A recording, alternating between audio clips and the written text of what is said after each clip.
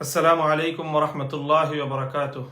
আলহামদুলিল্লাহি রাব্বিল আলামিন ওয়াসসালাতু ওয়াসসালামু আলা আশরাফিল আমবিয়াই ওয়াল মুরসালিন ওয়া আলা আলিহি ওয়া আসহাবিহি ওয়া মান তাবিআহুম ওয়া দাআ বিদাওয়াতিহিম ইলা ইয়াউমিদ্দিন, আম্মা বা'দ। আউযু বিল্লাহি মিনাশ শাইতানির রাজীম। বিসমিল্লাহির রাহমানির রহিম। ইন তানসুরুল্লাহা ইয়ানসুরকুম ওয়া ইসাব্বিত আকদামাকুম। সাদাকাল্লাহুল আযীম। প্রিয় দর্শক ও শ্রোতা মণ্ডলী এবং দেশ ও প্রবাস থেকে সংযুক্ত আমার সকল ফেসবুক এই পেজে সংযুক্ত শুভানুধ্যায়ী এবং আমার বন্ধু স্বজন, আপনজন, কাছে এবং দূরের যারা শুভেচ্ছা এবং অভিনন্দন জানাচ্ছি আমার এই আজকের এই উদ্ভূত পরিস্থিতিতে আয়োজিত এই লাইভ প্রোগ্রামে। প্রিয় দর্শক, আপনারা যারা দেশ ও প্রবাস থেকে আমার সঙ্গে এই মুহূর্তে সংযুক্ত আছেন, জানি আপনারা সকলেই একটু উদ্বেগ এবং উৎকণ্ঠার মধ্যে সময় অতিবাহিত করছেন এবং দেশের এবং দেশের বাইরে থেকে প্রতিটি শান্তিকামী মানুষ আজকে উদ্বেগ এবং উৎকণ্ঠার সাথে তারা অপেক্ষার প্রহর গুনছেন সর্বশেষ পরিস্থিতি আপডেট জানবার জন্য। মূলত বর্তমান সময়ে এমন একটি পরিস্থিতির সম্মুখীন আমরা, যেটি অত্যন্ত দুঃখজনক এবং অনভিপ্রেত। এহেন পরিস্থিতিতে বাধ্য হয়েই নিজের কিছু বক্তব্য এবং নিজের কিছু অবস্থান স্পষ্টভাবে ব্যক্ত করার জন্য আমি এই লাইভ প্রোগ্রামে এসেছি। আশা করব যে আমার আজকের বক্তব্যের মাধ্যমেও ইনশাল্লাহ অনেক প্রশ্নের উত্তর পাওয়া যাবে এবং অনেক সন্দেহ এবং সংশয়ের অপনোদন হবে। প্রিয় দর্শক, আজকে যে বিষয়টি নিয়ে আমরা বাংলাদেশ এবং বাংলাদেশের বাইরে যারা আমাদের দেশের জনগণ রয়েছেন, এদেশের নাগরিকবৃন্দ রয়েছেন, তারা সকলেই একটি বিষয় নিয়ে উদ্বিগ্ন এবং উৎকণ্ঠিত। সেটি হলো, ইতিমধ্যে গণমাধ্যমে বিষয়টি প্রচারিত হয়েছে যে আজকে ঢাকার ম্যাজিস্ট্রেট কোর্টে একটি মামলা দেওয়ার আবেদন গৃহীত হয়েছে। মামলাটি বাংলাদেশের রাষ্ট্রদ্রোহের মামলা এবং এই মামলায় বিবাদী করা হয়েছে যথাক্রমে 1 নম্বরে আমি মামুনুল হককে এবং আমাদের আমির হেফাজত, বর্তমান বাংলাদেশের উলামায়ে কেরামের মাথার মুকুট, হাটহাজারী উম্মুল মাদারিসের সম্মানিত শেখুল হাদিস আল্লামা জুনায়েদ বাবুনগরী এবং বাংলাদেশ ইসলামী আন্দোলনের সিনিয়র নায়েবে আমির মোহতারাম মাওলানা সৈয়দ মোহাম্মদ ফয়জুল করিম, আমাদের 3 জনকে বিবাদী করে মুক্তিযুদ্ধ মঞ্চ নামে একটি সংগঠনের পক্ষ থেকে এই মামলাটি দায়ের করার চেষ্টা করা হচ্ছে বা মামলাটি দায়ের করা হয়েছে। সকলেই আমাদের কাছে জানতে চাচ্ছেন এই উদ্ভূত পরিস্থিতিতে আমাদের বক্তব্য কি বা আমাদের প্রতিক্রিয়া কি। প্রথম আমি বিষয়টিতে আমার যে প্রাথমিক যে অনুভূতি এবং প্রতিক্রিয়া, সেটি হলো যে এই মামলা এবং এই মামলার যে প্রেক্ষাপট তৈরি করা এবং এই মামলার পেছন দিক থেকে যেই কার্যক্রমগুলো চালানো হচ্ছে, আমি উদ্বিগ্ন এবং উৎকণ্ঠিত। শুধু আমাকে নিয়ে নয় এবং মামলার বিবাদী আমরা 3 জনকে নিয়েও নয়, আমি উদ্বিগ্ন এবং উৎকণ্ঠিত আমার এই প্রিয় মাতৃভূমি বাংলাদেশকে নিয়ে এবং বাংলাদেশের স্বার্থ নিয়ে। আমার দ্ব্যর্থহীন বক্তব্য হলো যে এই মামলার মধ্যে আমি স্পষ্ট আভাস পাচ্ছি বাংলাদেশ বিরোধী একটি কুটিল ষড়যন্ত্র এবং চক্রান্তের। এই মামলার মধ্যে বিশেষত আমার বিরুদ্ধে যেই অভিযোগটি আনা হয়েছে মর্মে আমরা সংবাদ মাধ্যমে জানতে পারছি, সেটি হলো যে আমি বঙ্গবন্ধু মরহুম শেখ মুজিবুর রহমান সম্পর্কে তার সম্মানহানিকর কোনো মন্তব্য আমি করেছি এমন বিষয়ে, এবং সৈয়দ ফয়জুল করিম সাহেব সম্পর্কেও একই ধরনের অভিযোগ আনা হয়েছে। আর সবচেয়ে ভয়ঙ্কর যে জায়গাটি এই মামলার মধ্য থেকে আমার কাছে স্পষ্ট হয়েছে, সেটি আমির হেফাজত আল্লামা জুনায়েদ বাবু নগরীর ব্যাপারে যে অভিযোগটি সেখানে উল্লেখ করা হয়েছে। মামলার আইনজীবী তিনি তার বক্তব্যের মাধ্যমে গণমাধ্যমের সামনে তুলে ধরেছেন, সেটি হলো যে আল্লামা জুনায়েদ বাবু নগরী তিনি মদিনা সনদে বাংলাদেশকে চালানোর জন্য দাবি করেছেন বা মদিনা সনদে বাংলাদেশ চলবে বলে মন্তব্য করেছেন। তো বাংলাদেশের কনস্টিটিউশন এবং সংবিধানের বিরুদ্ধাচারণ আখ্যায়িত করে ওনাকেও এই রাষ্ট্রদ্রোহের মামলায় বিবাদী করা হয়েছে। এখানে আমার বক্তব্য হলো, মদিনা সনদে রাষ্ট্র চালানোর কথা বলাটা, এটাকে কেন তারা এভাবে হাইলাইট করলো বা এটাকে কেন চিহ্নিত করলো এবং এটাকে কেন তারা আজকে রাষ্ট্রদ্রোহ হিসেবে চিহ্নিত করার চেষ্টা চালাচ্ছে। সুপ্রিয় দর্শক, এটি অত্যন্ত স্পষ্ট একটি বিষয় এবং গোটা দেশ এবং জাতি আমরা একটি কথা জানি, সেটি হলো যে এই মদিনা সনদে বাংলাদেশের রাষ্ট্রীয় কার্যক্রম পরিচালনার যে কথা, এটি আজ প্রথমবারের মতো আল্লামা জুনায়েদ বাবু নগরী বলছেন বিষয়টি তা নয়, বরং অনেক পূর্বেই এ বিষয়ে অত্যন্ত স্পষ্ট এবং দ্ব্যর্থহীন বক্তব্য রেখেছেন গণপ্রজাতন্ত্রী বাংলাদেশ সরকারের মাননীয় প্রধানমন্ত্রী শেখ হাসিনা।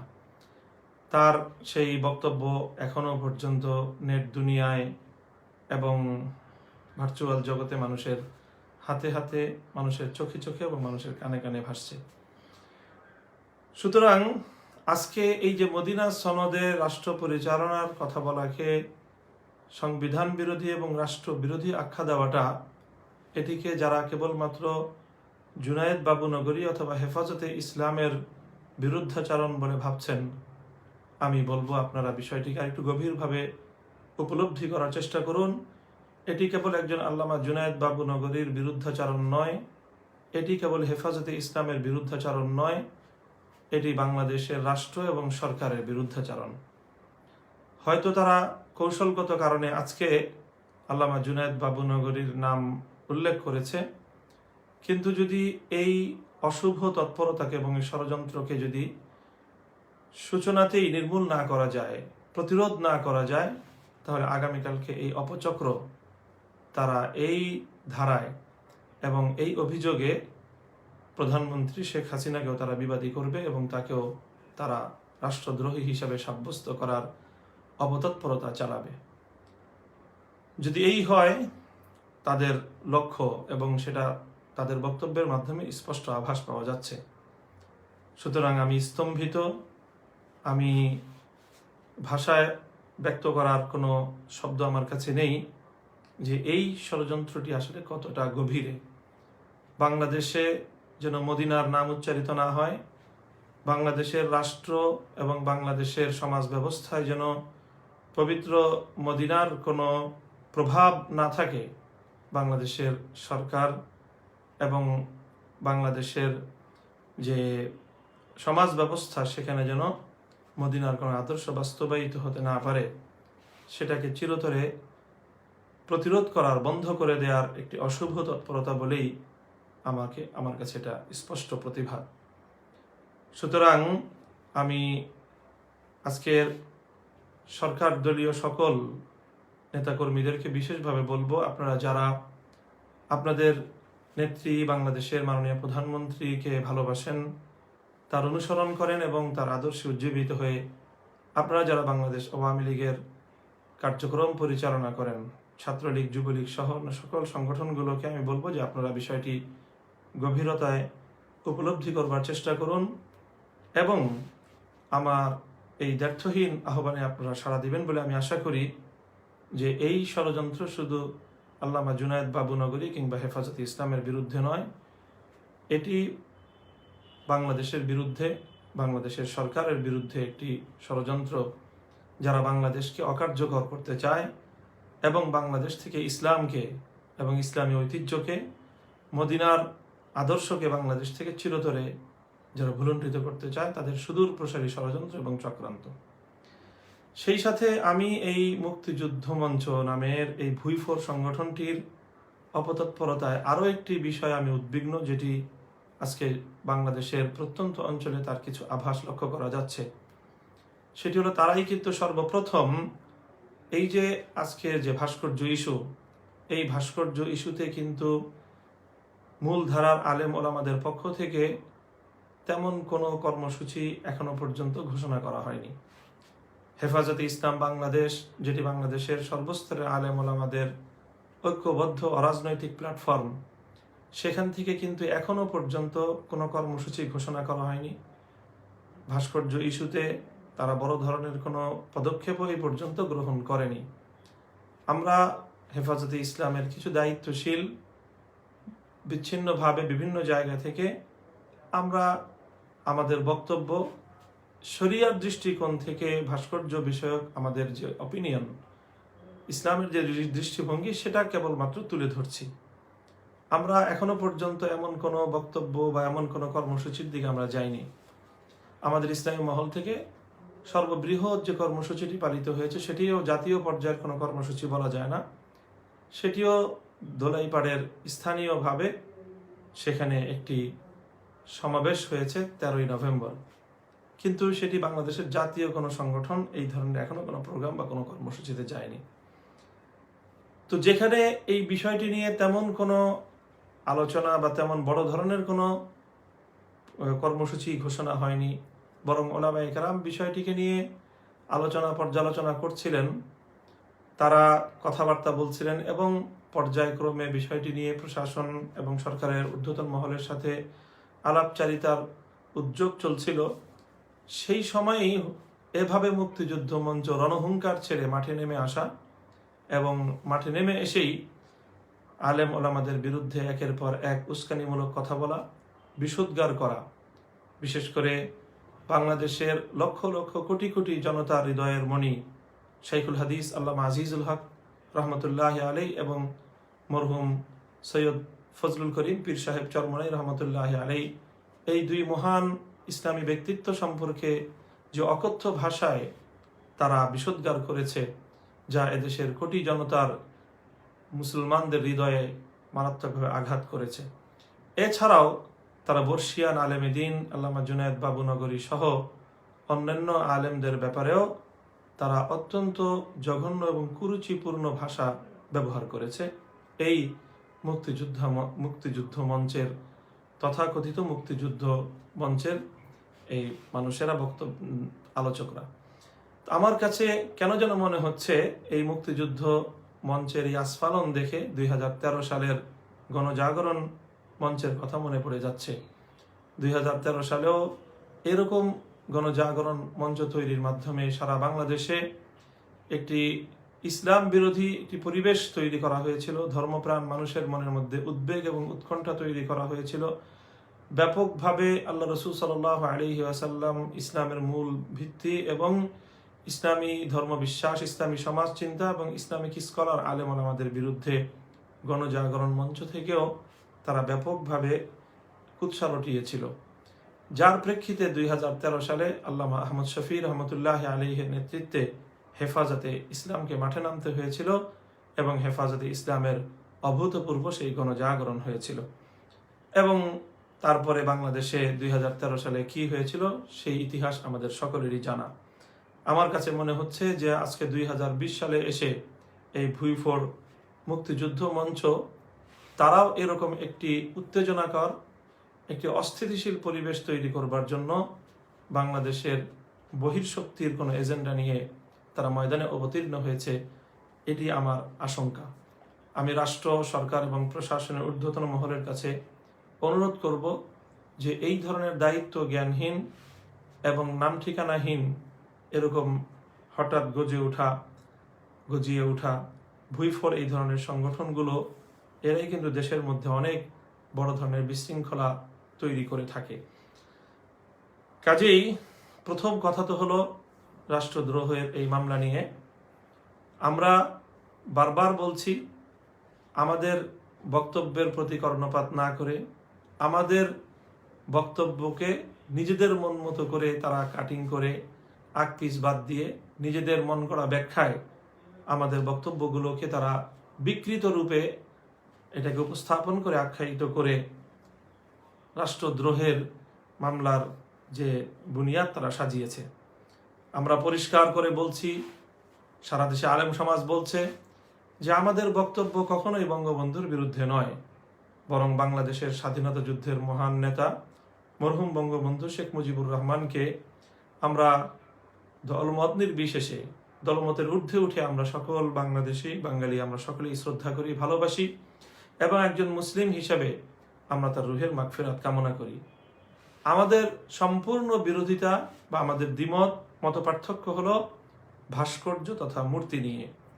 এখানে কেন এই বিষয়টি স্পষ্ট করার পরেও, পরিষ্কারভাবে এই বিষয়টি বারবার বহুবার অসংখ্যবার বলার পরেও সেই চিহ্নিত মহলটি, এই মুক্তিযুদ্ধ মঞ্চ নামক এই ভুইফোর সংগঠনটি, তারা ভাস্কর্যের বিষয়টিকে আড়াল করে তারা ধর্মপ্রাণ আলেম ওলামাদের এবং ইসলাম বেত্তাদের মুখোমুখি দাঁড় করিয়ে দিতে চাচ্ছে বঙ্গবন্ধুর নামকে। আমার কাছে মনে হচ্ছে যে এটা আসলে তারা অবচেতনে করছে তা নয়, বরং এটি সুপরিকল্পিতভাবে তারা এই কাজটি করছে। এই কাজটির মূল উদ্দেশ্য হলো চেতনার ব্যবসা করা। তারা বঙ্গবন্ধুকে ইসলামের মুখোমুখি দাঁড় করিয়ে তারা ইসলামকেও যেরকম ঘায়েল করতে চায়, বঙ্গবন্ধুর মহান ব্যক্তিত্বকেও তারা প্রশ্নবিদ্ধ করতে চায়। তারা বঙ্গবন্ধুকে নিয়ে একটি চেতনার ব্যবসা করতে চায়। এই হলো মুক্তিযুদ্ধ মঞ্চ নামক এই উগ্রবাদী সংগঠনগুলোর তাদের লক্ষ্য এবং উদ্দেশ্য বলে আমার কাছে মনে হচ্ছে। আমরা দ্ব্যর্থহীনভাবে আবারও বলছি যে স্বাধীনতার মহান নেতা, বাংলাদেশের এই রাষ্ট্রের স্থপতি মরহুম বঙ্গবন্ধু শেখ মুজিবুর রহমানকে আমরা দলমতের ঊর্ধ্বে উঠে তাকে ভালোবাসি এবং তাকে শ্রদ্ধা করি, তাকে সম্মান জানাই এবং তার রুহের মাগফিরাত কামনা করি। সুতরাং আমাদের এই বক্তব্যের পর আমাদেরকে বঙ্গবন্ধুর সম্মানের উপর আক্রমণকারী বলে সাব্যস্ত করাটা, এটি কতটা যৌক্তিক, আজকে আমরা দেশবাসীর কাছে সে বিষয়টি বিবেচনা করার জন্য তাদেরকে অনুরোধ করব। প্রিয় দর্শক, সেই সঙ্গে ভাস্কর্য বিষয়ে আমাদের যে বক্তব্য সেটি আমরা স্পষ্টভাবে আবারও তুলে ধরছি যে ভাস্কর্যের বিরোধিতা এটি আমরা নিছক ধর্মীয় কারণে করছি। আমাদের এখানে অবশ্যই রাজনৈতিক কোনো অভিলাষ নেই, এখানে রাজনীতি করার কিছুই নেই। আমরা বঙ্গবন্ধু ব্যাপারে আমাদের কোনো অতিরিক্ত অ্যালার্জি নেই, বরং তার প্রতি মরহুম এবং একজন প্রয়াত মুসলিম নেতা হিসেবে সম্মান এবং মর্যাদার সঙ্গে আমরা তাকে স্মরণ করি। তো আমরা চাই না যে তার এরকম ভাস্কর্য তৈরি করা হলে তিনি কবর জগতে আল্লাহর নিকট লজ্জিত হবেন। আমাদের একজন মহান নেতা, তিনি আল্লাহ রাব্বুল আলামিনের নিকট পরজগতে এরকম লজ্জিত হয়ে পড়ুন, এটা আমরা চাই না। কল্যাণকামিতার জায়গা থেকেই আমরা রাষ্ট্র সরকারকে এবং যথাযথ কর্তৃপক্ষকে আমরা মরহুম বঙ্গবন্ধু শেখ মুজিবুর রহমানকে আল্লাহর নিকট লজ্জিত করার এই পদক্ষেপ থেকে বিরত থাকবার জন্য অনুরোধ করছি, আবারও করছি এবং এই অনুরোধ আমরা করেই যাব। সেই সঙ্গে আমরা এখন যেই তৎপরতার এবং সারা দেশব্যাপী যে উদ্বেগ উৎকণ্ঠার আরেকটি আমরা চিত্র দেখছি, সেটি হলো সারা দেশের যত্রতত্র বঙ্গবন্ধুর বা মরহুম জাতীয় নেতাদের এরকম ভাস্কর্য নির্মাণের একটি প্রবণতা শুরু হয়েছে এবং ইতিমধ্যে এই সকল কিছু সংগঠন তারা এই দাবি উত্থাপন করেছে যে বাংলাদেশের প্রতিটি জেলায় জেলায় এমনকি প্রতিটি শিক্ষাঙ্গনে ভাস্কর্য নির্মাণ করতে হবে, এই দাবিও তারা উত্থাপন করছে। আমরা একটা ভাস্কর্য নির্মাণের ব্যাপারে শরীয়ত এবং ইসলামের যে দৃষ্টিভঙ্গি সেই জায়গাটা থেকেও এটাকে আমরা এটার সঙ্গে দ্বিমত করি এবং এটাকে সমীচীন মনে করি না। স্পষ্ট ভাষায় আমরা কোরআন সুন্নাহর দৃষ্টিতে এটি অবৈধ এবং হারাম নাজায়েজ কাজ সেটি ব্যক্ত করছি। সেই সঙ্গে আমরা এই সকল মহান ব্যক্তিদের মরহুম ব্যক্তিদের সম্মান এবং মর্যাদার দৃষ্টিকোণ থেকেও আমরা মনে করি যত্রতত্র এই ধরনের ভাস্কর্য নির্মাণ এটি সেই সকল ব্যক্তিবর্গের সম্মান এবং মর্যাদার জন্য হানিকর। যেখানে সেখানে যদি এই সকল ভাস্কর্যগুলো নির্মাণ করা হয় তাহলে সেখানে দেখা যাবে যে সেখানে মানুষের মলমূত্র ত্যাগ হবে। যত্রতত্র করলে সেখানে ভাস্কর্যের মাথার উপরে এসে বিভিন্ন পাখি বা বিভিন্ন প্রাণী সেখানে মলত্যাগ করবে, সেখানে নানা ধরনের অসামাজিক কার্যকলাপের আখড়াও জমে যেতে পারে। সুতরাং রাষ্ট্রকে এবং সরকারকে বিশেষ করে এ ব্যাপারে এখনই তৎপর হতে হবে, যেন অতি উৎসাহী এই লোকেরা তারা যেন যত্রতত্র বঙ্গবন্ধুর এই ভাস্কর্য নির্মাণ করলে এতে তার সম্মান বৃদ্ধি করা হবে না, বরং স্পষ্টভাবেই যেখানে সেখানে তার সম্মান হানির একটি পরিবেশ তারা তৈরি করবে। সুতরাং একদিক থেকে তো ভাস্কর্য নির্মাণ এটি ইসলাম বিরোধী কাজ, স্পষ্ট হারাম এবং অত্যন্ত গর্হিত একটি পাপ। এই পাপের কাজ ইসলামের দৃষ্টিতে, কোরআন এবং সুন্নাহর দৃষ্টিতে এবং ইসলামিক সকল স্কুল অফ থটের সকল ইসলামিক স্কলারগণ সর্বকালের সর্বযুগের 1400 বছরের সকলের এটি ঐক্যমতের সিদ্ধান্ত, এখানে দ্বিমতের কোনো অবকাশ নেই।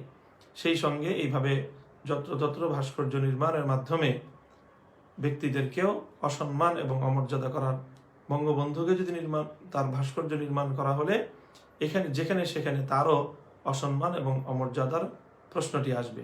সুতরাং যারা শরীয়তের দৃষ্টিকোণ মানতে চান না, শরীয়তের দৃষ্টিকোণের বাইরে কেবল ব্যক্তি বঙ্গবন্ধুকে যারা সম্মান এবং শ্রদ্ধা জানান, সেই সম্মান এবং শ্রদ্ধার জায়গা থেকেও এভাবে ভাস্কর্য নির্মাণ করাটা এটি কোনো বুদ্ধিমত্তার পরিচয় হতে পারে না।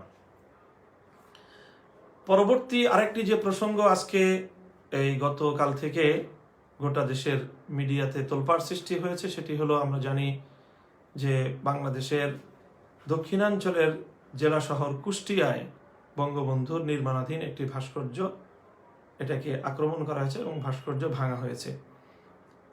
এই ভাস্কর্য ভাঙার মাধ্যমে বাংলাদেশে বড় ধরনের আরেকটি উত্তেজনাকর পরিস্থিতি তৈরি হয়েছে এবং এই পরিস্থিতির মাধ্যমে সবচেয়ে দুঃখজনক যে বিষয়টি আমাদের জন্য হয়েছে সেটি হলো, আমরা সকলেই জানি এবং লক্ষ্য করছি যে বাংলাদেশের শীর্ষস্থানীয় আলেম সমাজ তারা উদ্ভূত এই যে সংঘাতমূলক পরিস্থিতি, এ থেকে দেশ, জাতি এবং সরকারকে উদ্ধার করার জন্য, উত্তরণের জন্য শান্তিপূর্ণ উপায়ে তারা ধাপে ধাপে পদক্ষেপ গ্রহণ করছেন।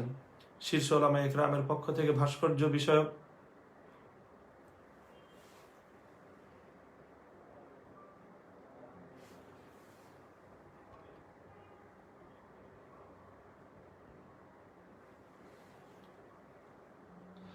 শীর্ষস্থানীয় ওলামায়ে কেরামের পক্ষ থেকে ভাস্কর্য বিষয়ক একটি ঐক্যবদ্ধ ফতোয়া ইতিমধ্যে প্রচার করা হয়েছে।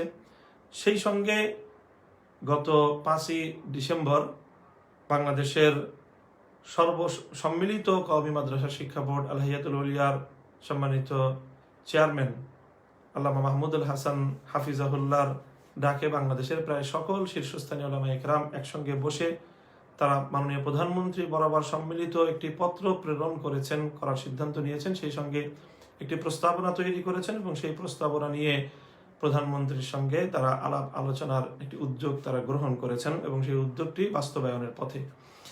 এই সময়ে যখন আলোচনার মাধ্যমে শান্তিপূর্ণ ভাবে চলমান এই বিতর্কটির সুন্দর একটি নিরসন আমরা আশা করছিলাম, ঠিক ওই সময়ে এভাবে রাতের অন্ধকারে কুষ্টিয়ায় নির্মিতব্য বঙ্গবন্ধুর ভাস্কর্য ভাঙার মাধ্যমে যে একটি অনভিপ্রেত পরিস্থিতি তৈরি করা হয়েছে, এটি অনাকাঙ্ক্ষিত এবং দুঃখজনক এবং অত্যন্ত নিন্দনীয়।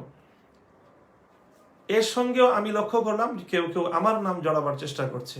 আমি অত্যন্ত দ্ব্যর্থহীনভাবে বলছি যে আমার কোনো বক্তব্যের মাধ্যমে বা আমার কোথাও কোনো কথায় আমি এভাবে আইন হাতে তুলে নেওয়ার কোনো কথা কশ্চিনকালেও আমি বলিনি এবং এটা কোনো দেশপ্রেমিক মানুষ, দেশের আইন এবং শৃঙ্খলার প্রতি শ্রদ্ধা প্রদর্শনকারী কোনো ব্যক্তি এটা করতে পারে না। সুতরাং আমি এমন কোনো কথা আদৌ বলিনি, বরং আমার কথা বক্তব্য স্পষ্ট যে আমরা ভাস্কর্য ইসলামের দৃষ্টিকোণ থেকে ভাস্কর্য রাখা এটা নাজায়েজ এবং হারাম, সে কথা যথাযথ কর্তৃপক্ষকে জানিয়ে দিয়েছি। এবং আমরা আমাদের এই বক্তব্য স্পষ্ট করেছি, যদি আল্লাহ পাক রব্বুল আলামিন আমাদেরকে কোনোদিন রাষ্ট্রীয় পর্যায়ে সক্ষমতা দান করেন, তাহলে শরিয়ার আলোকে সকল কার্যক্রম আমরা ঢেলে সাজাবো এবং সেক্ষেত্রে কোনো ভাস্কর্য শরিয়ার আইনে পরিচালিত কোনো ভূখণ্ডে থাকতে পারবে না ইনশাআল্লাহুল আজিজ। সুতরাং এই যে কুষ্টিয়ায় যারা এই কার্যক্রম করেছে, আমরা আইন শৃঙ্খলা রক্ষাকারী বাহিনীর প্রতি আহ্বান জানাবো যে এভাবে নিজের হাতে আইন তুলে নিয়ে দেশের মধ্যে একটি সংঘাতমূলক পরিবেশ তৈরি করার জন্য যারা দায়ী, এটার দায় শুধুমাত্র যেন তাদেরকেই দেওয়া হয় এবং এর জন্য তাদের বিরুদ্ধে যেন ব্যবস্থা নেওয়া হয়। এবং এর সঙ্গে আমাদেরকে সংশ্লিষ্ট করে ওলামায়ে কেরামকে এক্ষেত্রে ঘায়েল করার অপচেষ্টা চালাচ্ছে একটি স্বার্থান্বেষী মহল এবং আলেম বিদ্বেষী মহল। তারা যেন কোনোভাবেই এখানে সুযোগ নিতে না পারে। এর মাধ্যমে গোটা দেশে কিন্তু একটি সংঘাত ছড়িয়ে পড়ার সমূহ আশঙ্কা আমি করছি আশঙ্কা, এবং সে বিষয়েও সংশ্লিষ্ট সকল মহলকে সতর্ক থাকার আহ্বান জানাচ্ছি। সেই সঙ্গে সর্বশেষ আমি আমার নিজের ব্যাপারে যে বিষয়টি আবারও স্পষ্ট করছি, যে আমার কাছে মনে হচ্ছে দীর্ঘদিন ধরে আমার ব্যাপারে একটি ষড়যন্ত্রের দানা বেঁধে উঠছে এবং সেটা কিছু নামধারী আমাদের মহলের লোকজন তারা বিভিন্নভাবে আমার ব্যাপারে কিছু অপপ্রচার চালিয়ে প্রশাসন এবং রাষ্ট্রযন্ত্রের বিভিন্ন গুরুত্বপূর্ণ জায়গাগুলোকে তারা বিভ্রান্ত করেছে এবং আমার সম্পর্কে একটি ভুল মেসেজ সর্ব জায়গায় তারা প্রচার করেছে। আমাকে বলা হচ্ছে যে আমি তৃতীয় কোনো শক্তির এজেন্ডা বাস্তবায়ন করার জন্য মাঠে নেমেছি, এবং বিশেষ করে নাম উল্লেখ সহ তারা বলছে যে আমি নাকি জামাতি ইসলামী বা জামাত শিবিরের এজেন্ডা বাস্তবায়নের জন্য মাঠে ময়দানে ভূমিকা পালন করছি। এই বিষয়ে আমি আমার বক্তব্য একাধিকবার স্পষ্ট করেছি, পরিষ্কার ভাষায় আমি আমার অবস্থান ব্যক্ত করেছি। সেই সঙ্গে ইতিপূর্বে আরেকটি যে সকল ঘটনাগুলোকে এজন্য প্রমাণ হিসেবে উপস্থাপন করা হচ্ছে, তার মধ্যে একটি ঘটনা যেটা অত্যন্ত দুঃখজনকভাবে আমাকে এই ঘটনার জন্য দোষী সাব্যস্ত করার একটি অপচেষ্টা প্রথম দিন থেকে লক্ষ্য করছি। সেটি হলো শাইখুল ইসলাম আল্লামা আহমদ শফি রহমতুল্লাহ আলাইহির জানাজা পরবর্তী সময়ে সে তার লাশের খাটিয়া বহন করার যে ঘটনাটি, সেই ঘটনা নিয়েও লক্ষ্য করলাম এখনো পর্যন্ত আমার ব্যাপারে সেই বিভ্রান্তি এবং সেই ভুল তথ্যের প্রচার এবং প্রতিষ্ঠা করার অপচেষ্টা সেটি এখনো পর্যন্ত বন্ধ হয়নি। আমি এখনো আবার দ্ব্যর্থহীনভাবে বলছি যে সেখানে কি ঘটেছিল সেটি আমি শাইখুল ইসলাম আল্লামা আহমদ শফি জানাজার পরে একদিন পরেই, জানাজা হয়েছে 19শে সেপ্টেম্বর, 20শে সেপ্টেম্বর আমি আমার এই ভেরিফাইড ফেসবুক পেজ থেকে পূর্ণ ঘটনার একটি বিশ্লেষণ এবং আমার বক্তব্য আমি সেখানে তুলে ধরেছি যে এখানে জামাতে ইসলামের লোকজন যদি এসে থাকে এবং তাদের আশাটা যদি কোনোভাবে অনভিপ্রেত হয়ে থাকে, তাহলে এর কোনো দায়ভার আমার উপর দেওয়ার কোনো সুযোগ নেই, বরং যারা সেখানে এটার ম্যানেজমেন্ট বা এর আয়োজনে ছিলেন অথবা সেখানে স্বতঃস্ফূর্ত জনতার মধ্যে কে কিভাবে জানাজার খাটিয়া ধরেছে সেটা তারা বুঝবে, এর জবাব তারা দিবে। আমি ঢাকা থেকে সেখানে অংশগ্রহণকারী একজন নিছক একজন মেহমান এবং আল্লামা আহমদ শফির একজন ভক্ত এবং তার একজন মুরিদ এবং তার একজন খলিফা, তার একজন শিষ্য হিসেবে আমি তার জানাজায় শরীক হয়েছি এবং আমি নিজের জন্য একটা সৌভাগ্য মনে করেছি যে আমি আমার শায়েখ এবং মুর্শেদের খাটিয়া আমি আমার নিজের কাঁধে বহন করার সুযোগ পেয়েছি। কিন্তু সেখানে প্রশ্ন যারা আমার ব্যাপারে তুলেছেন তারা কিন্তু জানাজায় শরীক থাকা সত্ত্বেও তারা কেউ সেই জানাজার খাটিয়া ধরার জন্য সেখানে যাননি। কেন যাননি সেটি একটি রহস্যময় কারণ। অনেককেই দেখলাম দূরে দাঁড়িয়ে তারা আমার ব্যাপারে প্রশ্ন তুলেছেন, অথচ তারা সেখানে খাটিয়া স্পর্শ করতে যাননি, খাটিয়া তুলতে তারা যাননি। সেখানে শাইখুল ইসলাম আল্লামা আহমদ শফির পরিবারের 10 জন ব্যক্তি ছিলেন দায়িত্বশীল যারা সেই খাটিয়া বহন করেছিল। সেখানে আমি তাদের অনুমতি সাপেক্ষে আমিও সেখানে জানাজার খাটিয়া ধরায় অংশগ্রহণ করেছিলাম। সেখানে জামাতি ইসলামের দায়িত্বশীলদের ভূমিকাটা তখনও আমি বলেছি, আজও বলছি, যে তাদের ভূমিকাও আরও সুচিন্তিত এবং তাদের ভূমিকা আরও দায়িত্বশীল হওয়া উচিত। সেখানে জামাত ইসলামের একজন নেতাকে আমি দেখেছি যে তারা যেন অনেকটা ফটো সেশন করলেন।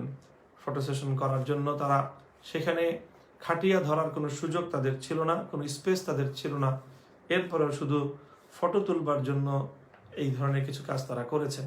অনেক সময় লক্ষ্য করে থাকি জামাতে ইসলামের বিভিন্ন দায়িত্বশীল মহল থেকেও এই ধরনের কিছু কার্যক্রম পরিচালনা করা হয়, যার মাধ্যমে আমাদেরকে অনেকের সামনে প্রশ্নবিদ্ধ করে দেওয়া হয় এবং আমাদেরকে অন্য কারো এজেন্ডা বাস্তবায়নকারী হিসেবে চিহ্নিত করার যে ষড়যন্ত্র, সেই ষড়যন্ত্রকে সহযোগিতা করা হয়। সুতরাং এক্ষেত্রে আমার বক্তব্য দ্ব্যর্থহীন এবং পরিষ্কার।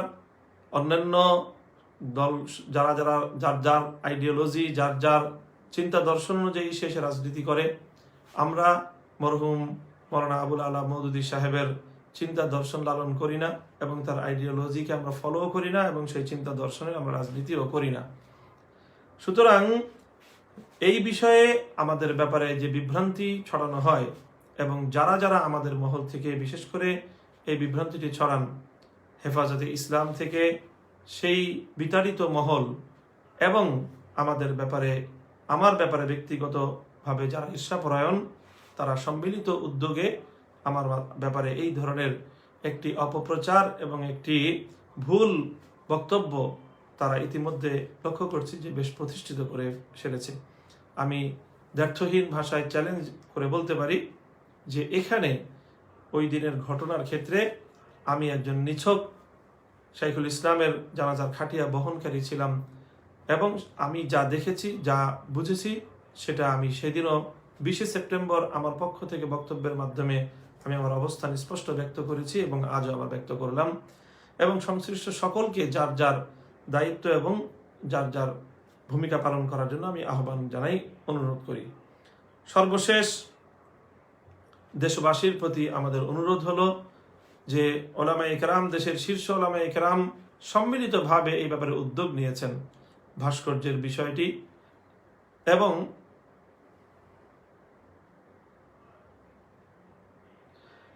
সরকারের সর্বোচ্চ মহলের সাথে যোগাযোগ হবে আমরা আশা করছি। বিশেষত মাননীয় প্রধানমন্ত্রীর সাথে আমাদের শীর্ষ ওলামায়ে কেরামের একটি সম্মিলিত উদ্যোগের মাধ্যমে, সম্মিলিত আলোচনার মাধ্যমে বিষয়টি সুন্দর একটি সুরাহার দিকে, সুন্দর একটি উপসংহারে উপনীত হবে, এটি আমাদের প্রত্যাশা।